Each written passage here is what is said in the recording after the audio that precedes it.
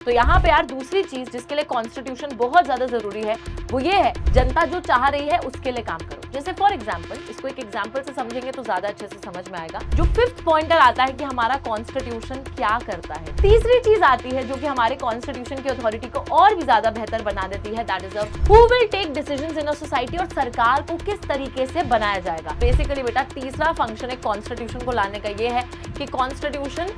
Hello my ज्वालामुखीज, कैसे हैं आप सारे के सारे बच्चे। आई होप कि सभी बच्चे बिल्कुल ठीक ठाक है और आज के हमारे सेशन के लिए पूरे तरीके से तैयार है।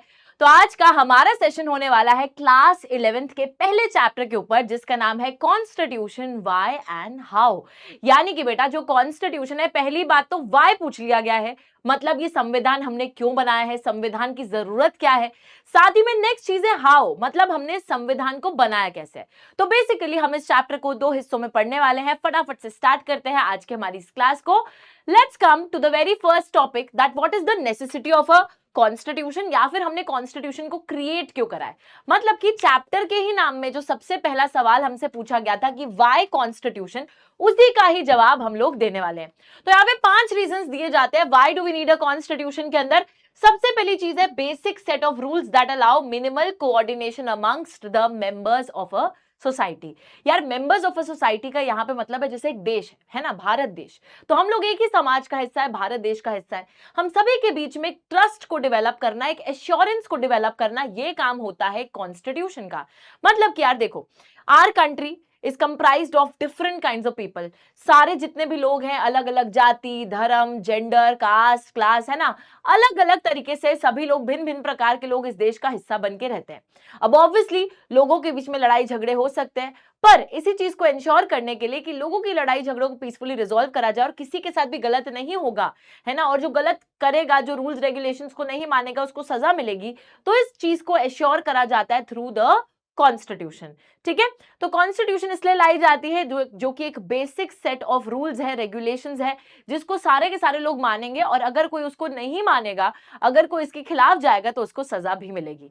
And this is the reason कि कॉन्स्टिट्यूशन की होने की वजह से लोगों का जो ट्रस्ट होता है अपनी कंट्री के ऊपर, वो डेवलप होता है। ऑलराइट, तो this is the very first thing कि डाइवर्स ग्रुप्स रहते हैं, बेसिक रूल्स हैं, इंडिविजुअल्स उन बेसिक रूल्स के बिना जो है बहुत ज्यादा इनसिक्योर रहेंगे, उनके बीच में दिक्कतें आ सकती है, झगड़े हो सकते हैं। That is the reason rules को लीगली एनफोर्सेबल बनाया जाता है, कानूनी तौर से उनको लागू करा जाता है, ताकि कल को अगर कोई भी उन रूल्स के खिलाफ जाएगा तो उसे सजा मिलेगी, और यही एश्योरेंस है हम सभी के अंदर। चलिए नेक्स्ट चीज पे आते हैं। नेक्स्ट फंक्शन है to specify who has the power to make decisions in a society and how the government will be constituted. तो यहाँ पे यार दूसरी चीज जिसके लिए कॉन्स्टिट्यूशन बहुत ज्यादा जरूरी है वो ये है कि नतीजा लेने की पावर किसके पास होगी, who will take decisions in a society, और सरकार को किस तरीके से बनाया जाएगा। अब हम सभी को पता है हमारा देश एक डेमोक्रेटिक कंट्री है। डेमोक्रेटिक कंट्री के अंदर ज्यादा पावर किसको दी जाती है, मतलब ज्यादा क्या, सारी ही पावर किसको दी जाती है, जनता को दी जाती है। और जनता बेटा चुनती है अपने खुद के रिप्रेजेंटेटिव्स को, अपने खुद के लीडर्स को इलेक्ट करती है। तो सिंपल सी बात है कि जनता जो है, जनता को पावर दी गई है, जनता ने वोटिंग करके अपने लीडर्स को चुना, फिर वो लीडर्स के पास पावर आ गई है कि वो जो है जनता के बिहाफ पे उनके लिए डिसीजंस लेंगे। साथ ही में सरकार को किस तरीके से बनाया जाएगा, तो वो भी बात यहां पर स्पेसिफाई करी जाती है। कॉन्स्टिट्यूशन सबसे ऊपर सुप्रीम अथॉरिटी है। पार्लियामेंट गवर्नमेंट को, मतलब देखो, पार्लियामेंट गवर्नमेंट का एक बहुत अहम हिस्सा है जो कि हमारे लिए लॉज बनाता है। ठीक है, तो ये जो डिसीजन मेकिंग पावर है, लॉज बनाने की पावर है, पार्लियामेंट के अंदर जितने भी लीडर्स बैठते हैं, उन लीडर्स को चुना किसने है, जनता ने चुना है अल्टीमेटली। ठीक है, so they will make the laws and policies for the people. आगे आते हैं, थर्ड फंक्शन देख लेते हैं। Third function is to set strict limits on what a government can impose on its citizens. Basically बेटा तीसरा फंक्शन एक constitution को लाने का ये है कि कॉन्स्टिट्यूशन लिमिट्स लगाती है पावर पे। गवर्नमेंट को पावर भी दे रही है, जैसे पिछले फंक्शन में आपने देखा कि गवर्नमेंट को पावर दे रही है डिसीजन मेकिंग की। ठीक है, पार्लियामेंट को पावर दे रही है, बेसिकली पार्लियामेंट के अंदर गवर्नमेंट भी है, पार्लियामेंट के अंदर बाकी लीडर्स भी हैं, सभी को पावर दे रही है डिसीजन मेकिंग की। लेकिन पावर देने के साथ साथ उस पावर पे रिस्ट्रिक्शंस भी लगा रही है, लिमिट्स भी सेट कर रही है, ताकि सरकार कल को अपनी शक्तियां जो है उनका मिसयूज ना करे, गलत इस्तेमाल ना करे। तो यहां पर बेसिकली ये लिमिट्स किस तरीके से लगाई जाती हैं। सबसे बड़ी लिमिट गवर्नमेंट की पावर पे है आपकी फंडामेंटल राइट्स। हमारे पास जो फंडामेंटल राइट्स दिए जाते हैं, तो गवर्नमेंट को भी ये बोल दिया जाता है कि आप लोगों के फंडामेंटल राइट्स को वायलेट नहीं कर सकते, लोगों के जो जनता है उनके मौलिक अधिकारों का उल्लंघन बिल्कुल भी नहीं कर सकते। और ये एक तरीके से गवर्नमेंट की पावर पे एक बहुत बड़ी लिमिटेशन है, ठीक है, रुकावट है। Okay, most common way to limit the government is by specifying the fundamental rights. These rights protect the citizens from unjust and unfair laws. तो आपके साथ अन्याय ना हो, आपके ऊपर जो है गलत एक तरीके से जो हम बोल सकते हैं गलत कानून है वो आप पे ना थोपे जाए, तो इन सभी चीजों से बचाने के लिए गवर्नमेंट भी आपके मौलिक अधिकारों का उल्लंघन ना कर सके, इस वजह से गवर्नमेंट की पावर पे लिमिटेशंस लगाए जाते हैं। चलिए आगे आते हैं बेटा और नेक्स्ट फंक्शन की बात करते हैं। This is the fourth function of the constitution, to enable the government to fulfil the aspirations of a society and create conditions for a just society. तो बेसिकली बेटा कॉन्स्टिट्यूशन एक ऐसा ढांचा बनाता है, एक ऐसा फ्रेमवर्क बनाता है जो कि गवर्नमेंट को पुश कर रहा है, एनेबल कर रहा है कि आप जनता के हित में काम करो, जनता जो चाह रही है उसके लिए काम करो। जैसे फॉर एग्जांपल, इसको एक एग्जांपल से समझेंगे तो ज्यादा अच्छे से समझ में आएगा। जैसे साउथ अफ्रीका के अंदर एक समय पे रेसिज्म होता था। रेसिज्म होने का क्या मतलब है कि वहां पे रंग के बेसिस पे भेदभाव होता था। अब जब साउथ अफ्रीकन कॉन्स्टिट्यूशन बनती है तो वो रेसिज्म को बिल्कुल बैन कर देते हैं, है ना। तो वही वाली चीज है, लोगों की एस्पिरेशन थी कि वो रेसिज्म जैसा डिस्क्रिमिनेशन नहीं चाहते थे, इस वजह से कॉन्स्टिट्यूशन ने उस पर रुकावट लगा दी। सिमिलरली इंडिया के अंदर भी अनटचेबिलिटी की प्रथा चलती थी, जहां पे कुछ ऐसे ग्रुप्स होते थे जिनको अनटचेबल्स माना जाता था, बहुत बुरा व्यवहार उनके साथ किया जाता था by the upper caste people. Now हमारे कॉन्स्टिट्यूशन में उस अनटचेबिलिटी को बैन कर दिया गया है, विच इन अ वे टेल्स अस कि हमारा कॉन्स्टिट्यूशन लोगों के एस्पिरेशंस, नीड्स, ख्वाहिशें सबको समझता है और उसके लिए उस कॉन्स्टिट्यूशन ने एक फ्रेमवर्क सेट कर दिया है जहां पे अनटचेबिलिटी पे बैन लगाया गया है, ठीक है, ताकि लोगों के साथ अन्याय ना हो। सिमिलरली गवर्नमेंट को भी पुश करती है to do a lot of things, that is through the directive principles of the state policy. DPSP भी हमारे कॉन्स्टिट्यूशन का ही एक हिस्सा है जहां पे कुछ गाइडलाइंस जो है शामिल होती हैं फॉर द गवर्नमेंट। तो गवर्नमेंट के लिए वो गाइडलाइंस होती है, गवर्नमेंट उन गाइडलाइंस को पूरा कर सकता है और उससे जनता के हित में काम कर सकता है। तो आपने एक ढांचा बना दिया जिससे कि आप गवर्नमेंट को बता रहे हो कि yes you have to work for the welfare of the people, these are the things, ठीक है, इनको फॉलो करो, लोगों के वेलफेयर के लिए काम करो। तो वही एनेबलिंग फ्रेमवर्क है, एनेबल कर रहा है, जो कि एक तरीके से पुश कर रहा है गवर्नमेंट को कि आप जो है जनता के लिए काम कीजिए डीपीएसपी के through. Next, it also creates, okay, अब यार लास्ट यहाँ पे पॉइंटर आता है, जो फिफ्थ पॉइंटर आता है कि हमारा कॉन्स्टिट्यूशन क्या करता है, ठीक है, why do we need a constitution. The fifth point is that it gives us a fundamental identity. हम सभी लोगों को एक पहचान प्रोवाइड करता है हमारा कॉन्स्टिट्यूशन। तो यहाँ पर आप देख सकते हो एक कलेक्टिव पॉलिटिकल आइडेंटिटी आपको प्रोवाइड करी जाती है, moral identity, political identity, national identity, तीन तरीके की आइडेंटिटीज की हम लोग यहाँ पर बात करते हैं। Okay, three types of identities,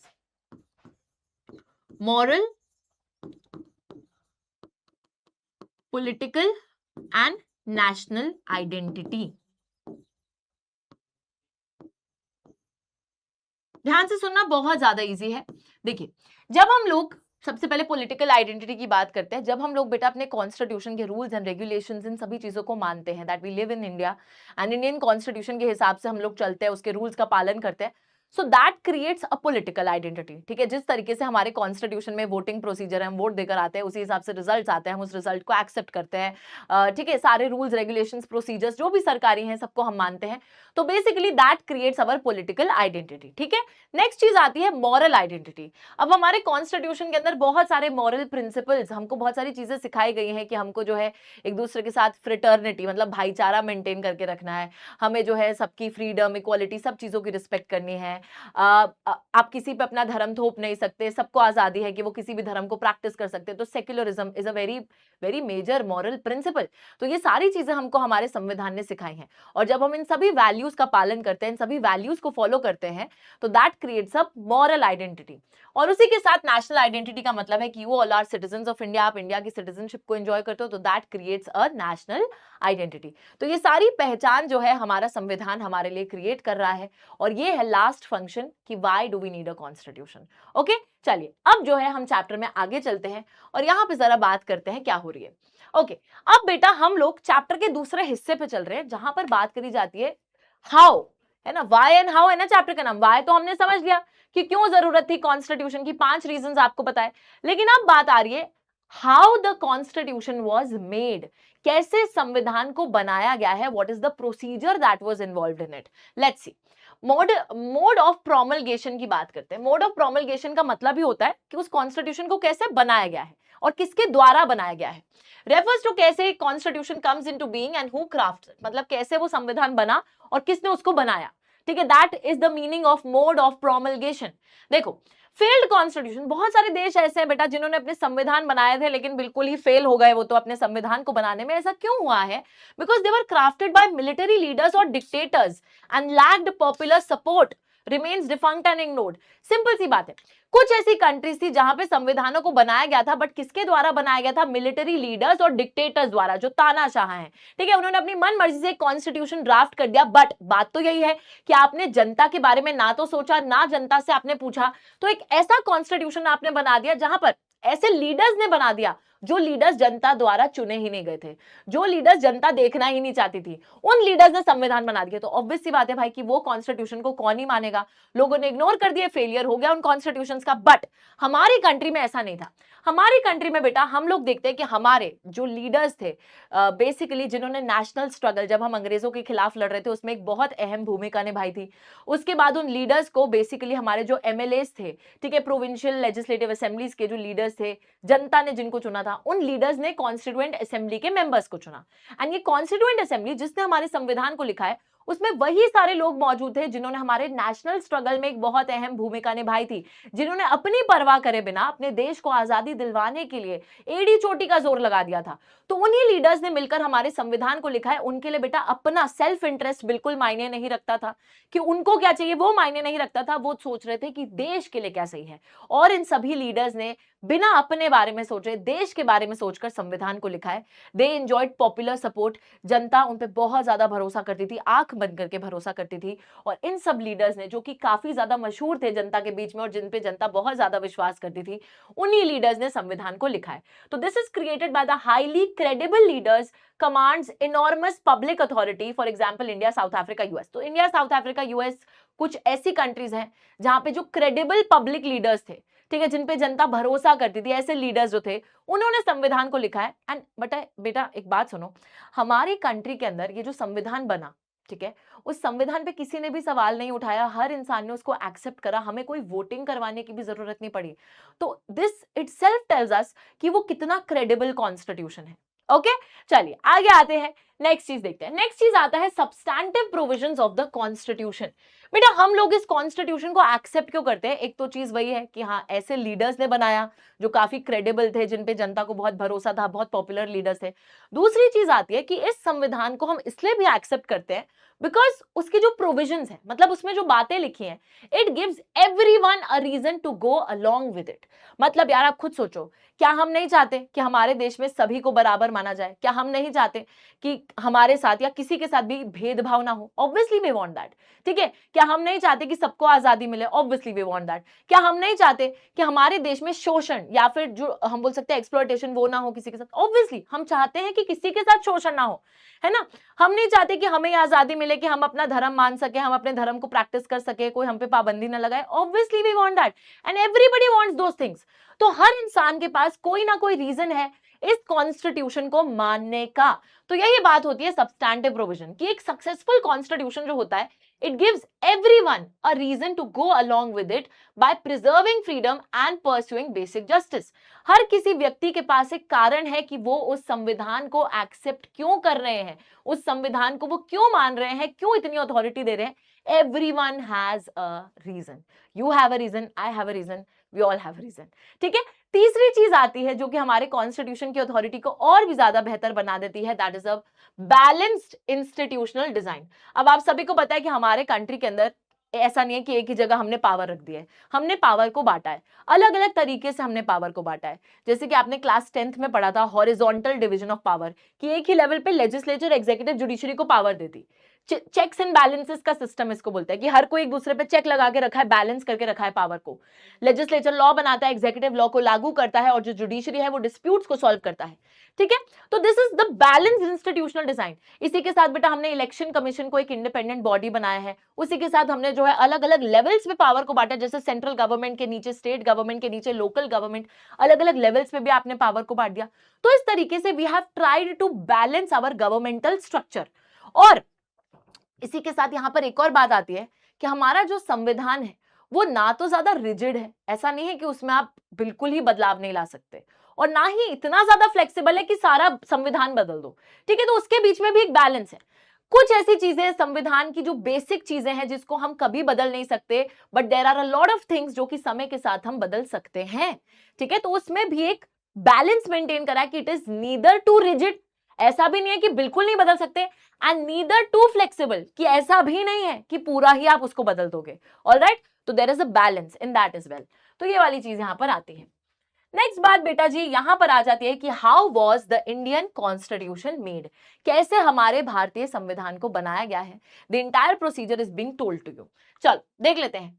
1946 के अंदर, अभी तक आजादी नहीं मिली थी ना 46 में, तो 46 के अंदर कैबिनेट मिशन प्लान आया था, defines the assembly seats allotted to the provinces 292 and princely states minimum 93। अब यार ये बहुत ज्यादा इंपॉर्टेंट है कैबिनेट मिशन प्लान। इस प्लान के हिसाब से हमारे कॉन्स्टिट्यूएंट असेंबली के मेंबर्स को चूज करा गया था in the ratio of 1:10 lakh.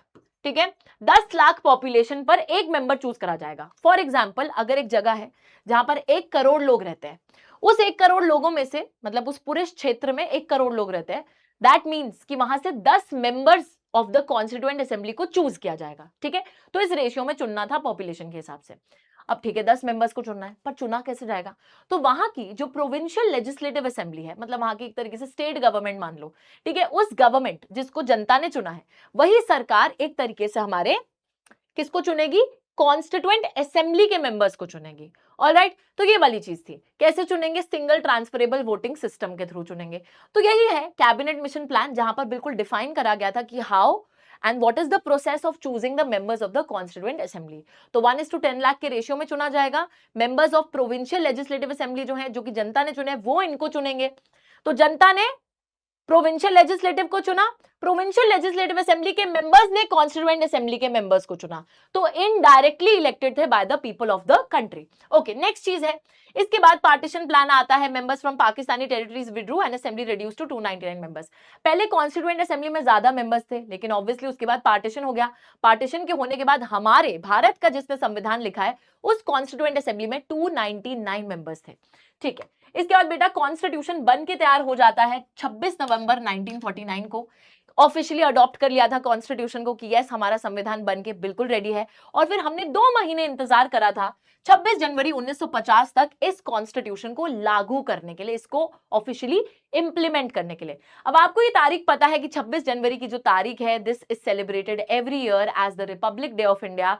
और यहां पर ही कॉन्स्टिट्यूशन को जो है एनफोर्स करा गया था, साइन करा गया था 284 मेंबर्स द्वारा, और उसके बाद हमारा ऑफिशियली कॉन्स्टिट्यूशन लागू हो जाता है हमारे देश के अंदर। ठीक है, अब यहां पर एक चीज है कि हमने मैम 2 महीने वेट क्यों करा, तो आपने क्लास 10th में पढ़ रखा है। क्लास 10th के अंदर आपको याद होगा बेटा, एक तरीके से जो लखनऊ सेशन हुआ था कांग्रेस का, वहां पर जवाहरलाल नेहरू ने ये डिसाइड करा था कि आने वाली जो 26 जनवरी होगी, वहां पर हम लोग सभी मिलकर इंडिपेंडेंस डे को सेलिब्रेट करेंगे। 26 जनवरी ऑफ 1930 को सब लोग मिलकर इंडिपेंडेंस डे मनाएंगे।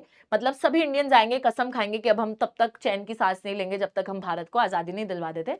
तो वो 26 जनवरी की डेट का ना अपने आप में एक बहुत ज्यादा महत्व था, बहुत इंपॉर्टेंस था, and that is the reason कि हमारा कॉन्स्टिट्यूशन बन गया। हमने कोई जल्दबाजी नहीं करी, हमने कहा कोई बात नहीं, क्योंकि वो तारीख हमारे लिए इंपॉर्टेंट रही है, तो we will wait for 2 months and फिर हम उसको लागू करेंगे। ठीक है, चल अब आगे आते हैं।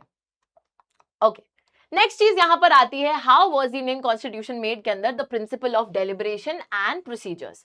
यार अब यहां पर बहुत ही इंपॉर्टेंट बात है, जो एक तरीके से जब हमारे कॉन्स्टिट्यूशन को लिखा गया कॉन्स्टिट्यूएंट असेंबली द्वारा, अभी तक हमने देख लिया कि कॉन्स्टिट्यूएंट असेंबली कैसे चुनी गई, कॉन्स्टिट्यूएंट असेंबली को ये काम दे दिया गया था कि उनको संविधान को लिखना है, पर कैसे उन्होंने वो काम करा, तो लेट्स अंडरस्टैंड।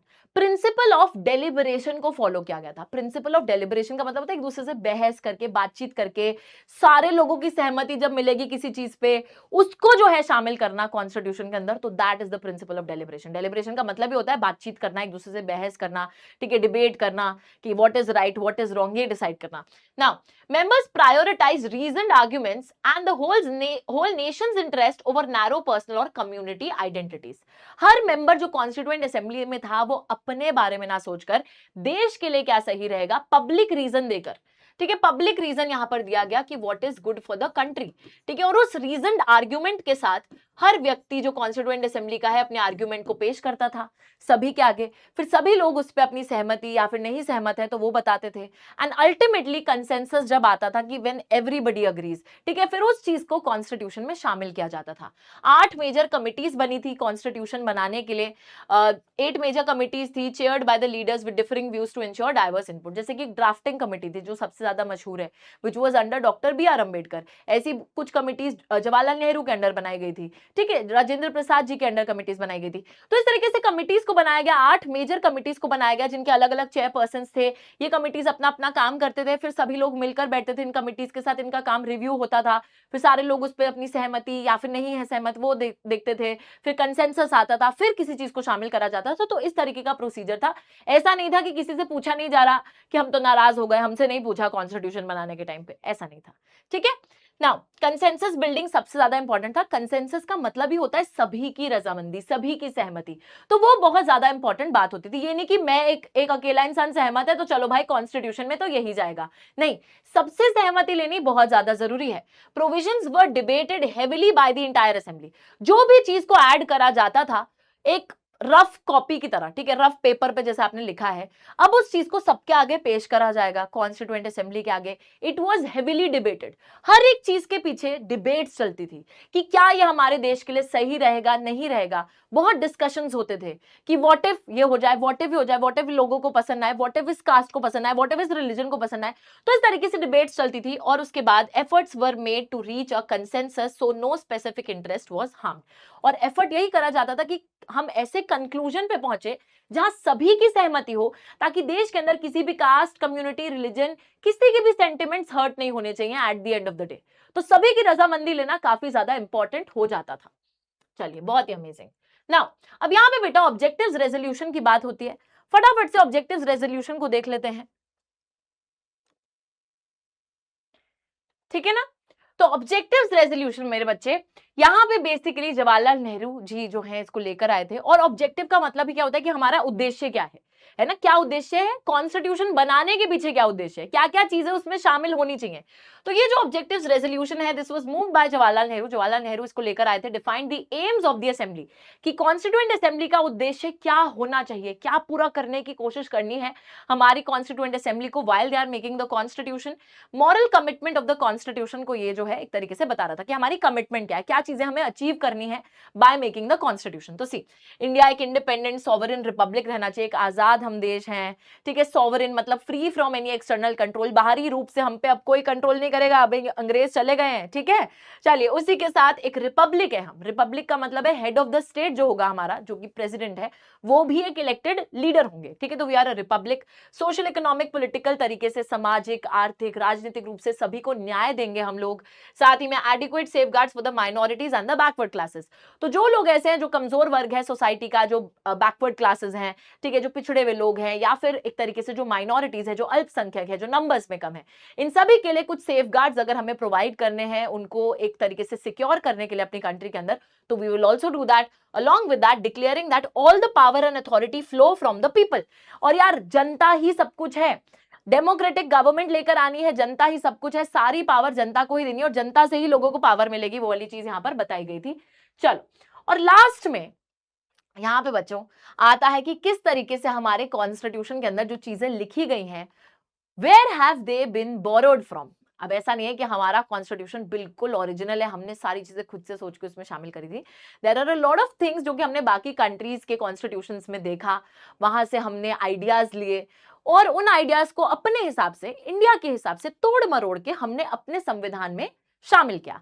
चलिए, तो यहां पर मैं आपको कुछ कंट्रीज के बारे में बताऊंगी। लेट्स सी, ब्रिटिश कॉन्स्टिट्यूशन की अगर मैं बात करती हूं, ब्रिटिश कॉन्स्टिट्यूशन से रूल ऑफ लॉ यानी कि कानून का शासन, कानून सबसे ऊपर आता है, ठीक है। Institution of the speaker, speaker जो पार्लियामेंट में बैठे होते हैं, उनका जो रोल है, along with that the law making procedure. तो भाई पार्लियामेंट के अंदर जो स्पीकर है, जो कानून बनाने का पूरा प्रोसीजर है पार्लियामेंट का, वो सारी की सारी चीज हमने ब्रिटेन से बोरो करी है, ब्रिटिश कॉन्स्टिट्यूशन से उठाई है। ऑब्वियसली बेटा, अच्छा एक चीज याद रखना, बोरो करने का मतलब ये नहीं है कि you are blindly imitating whatever the other person has written. ये नहीं है कि सीधा सीधा जो उनके में लिखा है हम बस वही कॉपी करे जा रहे हैं, ठीक है, चीटिंग कर रहे हैं, नहीं, ऐसा नहीं है। हमने उनकी कोई चीज अच्छी लग रही है हमें कि ब्रिटेन के अंदर ये चीज अच्छी है, तो we are adopting that according to the needs of our country. हमारी कंट्री के सर्कमस्टांसेस, सिचुएशंस के हिसाब से हमने उसे मोल्ड करके अपने देश में अडॉप्ट करा है। ऑलराइट, तो we have not copied something but we have adopted certain things according to the circumstances of our country. Next is US. अब यूएसए से हमने जो है फंडामेंटल राइट्स, एक तरीके से जो हमारे फंडामेंटल राइट्स है, बिल ऑफ राइट्स है, वो हमने अडॉप्ट करा है। उसी के साथ power of judicial review, judicial review की जो पावर होती है, जुडिशरी की जो पावर होती है कि वो किसी भी लॉ को अनकॉन्स्टिट्यूशनल बता सकते हैं अगर संविधान के हिसाब से नहीं है तो वो पावर। उसी के साथ इंडिपेंडेंस ऑफ द जुडिशरी। हम सभी को पता है कि जुडिशरी एक इंडिपेंडेंट इंस्टीट्यूशन है, जुडिशरी पे किसी का कंट्रोल नहीं है, किसी का जोर नहीं है, तो वो वाली चीज है। Along with that Irish constitution, Ireland के संविधान से हमने directive principles of state policy को बोरो करा है। Directive principles of state policy का मतलब क्या होता है? कुछ गाइडलाइंस होती हैं जो कि हमारे गवर्नमेंट के लिए मौजूद होती हैं, दे आर नॉन एनफोर्सेबल। मतलब देखो, सरकार के लिए गाइडलाइंस है, सरकार उन्हें फॉलो करे वेल एंड गुड, नहीं भी करे तो भी हम कुछ नहीं कर सकते, because it totally depends on the government if the government wants to follow them और नॉट। ओके, सो डीपीएसपीज है, some guidelines for the government, वो हमने आयरिश कॉन्स्टिट्यूशन से बोरो करी है। प्लस डीपीएसपीज नॉन एनफोर्सेबल का मतलब ये है कि आप कोर्ट के पास नहीं जा सकते कि देखो सरकार इनको फॉलो नहीं कर रहा, ये सब आप नहीं कर सकते। Okay, the next thing is French constitution. अब फ्रेंच कॉन्स्टिट्यूशन, फ्रेंच रेवोल्यूशन पढ़ते हुए आ रहे, 3 आइडियाज हमने पढ़े थे, लिबर्टी, इक्वालिटी, फ्रेटर्निटी। तो वही 3 आइडियाज को हमने जो है कॉपी करा है फ्रॉम द फ्रेंच कॉन्स्टिट्यूशन की आजादी होनी चाहिए, समानता होनी चाहिए और भाईचारा होना चाहिए। चलिए, उसके बाद कैनेडियन कॉन्स्टिट्यूशन की बात होती है। कैनेडियन कॉन्स्टिट्यूशन से quasi federal form of government with a strong central government. Quasi federal form of government का मतलब ये होता है जहां पर central government is more powerful. Okay, तो हमारे देश में भी बेटा स्ट्रॉन्ग सेंट्रल गवर्नमेंट को हम लेकर आए हैं, क्योंकि जिस समय पे हमने अपना संविधान बनाया था, जिस समय पे हम आजाद हुए थे, उस टाइम पे we needed a strong central government, नहीं तो हमारा देश भी टूट के बिखर जाता। तो एक स्ट्रॉन्ग सेंटर चाहिए था सभी को होल्ड करने के लिए, that is why. And along with that the idea of residual powers. अब यार देखो, हमारे कॉन्स्टिट्यूशन में वैसे तो 3 लिस्ट होती हैं, आपने क्लास 10th फेडरलिज्म चैप्टर में पढ़ा है, यूनियन, स्टेट, कॉन्करेंट, ठीक है, वो तो पहले ही बना दी थी। लेकिन उसके बाद समय के साथ जब हम आगे चले तो हमें लगा कि यार कुछ कुछ नए नए जो सब्जेक्ट्स है, जैसे कंप्यूटर सॉफ्टवेयर वगैरह, ओके, तो ये सब आते रहते हैं। अब न्यू सब्जेक्ट्स को कहां डालें? तो न्यू सब्जेक्ट्स के लिए एक नई लिस्ट हमने बनाई, रेसिडुअरी लिस्ट, और इस रेसिडुअरी लिस्ट में भी लॉ बनाने की power is with the central government. Okay, तो ये सारी चीजें जो है हमने अलग अलग कॉन्स्टिट्यूशन से अडॉप्ट करी है according to the circumstances of our country. I hope this thing is very very clear to you guys. और इसी के साथ बेटा जी ये चैप्टर जो है पूरा हमने कंप्लीट कर लिया है, वो भी with in a very short span of time. So I hope that you guys liked the chapter, liked the explanation. इस लेक्चर को देखने के बाद आप लोग झटपट इस चैप्टर को रिवाइज कर सकते हो फटाफट से। अगर आपको कोई भी चीज समझ में नहीं आ रही है वो भी क्लियर हो गई होगी, और साथ ही में आपके एग्जाम की रिविजन भी बड़ी तेजी से हो गई होगी। ठीक है, तो कौन सा चैप्टर देखना है नेक्स्ट, और अगर ऐसे और भी लेक्चर्स चाहिए तो let me know that in the comment section. तब तक के लिए guys thank you so much, this is your Ruju ma'am signing off, take care and bye bye.